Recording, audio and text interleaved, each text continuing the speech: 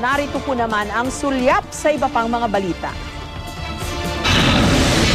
Nagsama-sama ang ilang matataas na opisyal ng GMA Network at Procter & Gamble para sa isang meet and greet affair layo ng maikling pulong na lalo pang palakasin ang matagal ng partnership ng dalawang kumpanya sa larangan ng sales and advertising.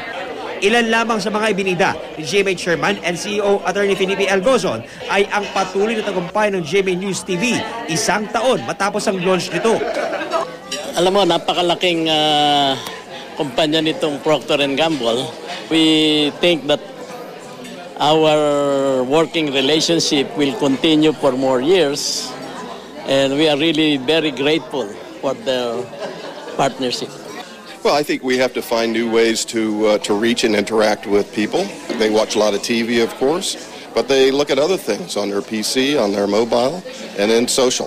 And so we want to be where people are, and it's great to see that our partners are also helping to innovate in that direction. Mga nagagandahang sayaw, awitin, at maging isang martial arts exhibition.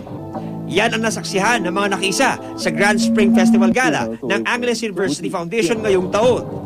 Kamangha-mangang husay sa martial arts at sining ang ipinakita ng mga estudyante at guro ng Shandong Normal University mula sa China.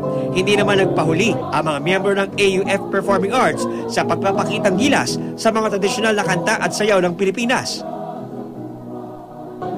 Ayon sa presidente ng AUF, mahalagang ma-expose ang mga estudyante sa kultura ng ibang bansa, kabilang na ang China. Bukod kasi sa mga bagong kaalaman tungkol sa ibang kultura, ay matututunan din ng mga estudyante ang pagpapahalaga sa sariling kultura. When you were able to see another country perform, sing, you're able to, in a way, to look into the heart of their culture. That gives a glimpse into what they really are about. Sana po dito sa ganitong mga exchange, makita po natin yung kahalagaan ng kultura, ng sarili nating kultura at the same time mabigyan ng halaga din yung kultura ng iba. Para sa mga naghahanap ng trabaho, hatid ng GMA Network kasama ang The Philippine Star ang May Trabaho Ka, Domestic and International Job Fair 2012. 10,000 trabaho dito sa bansa at abroad ang naghihintay sa mga aplikante.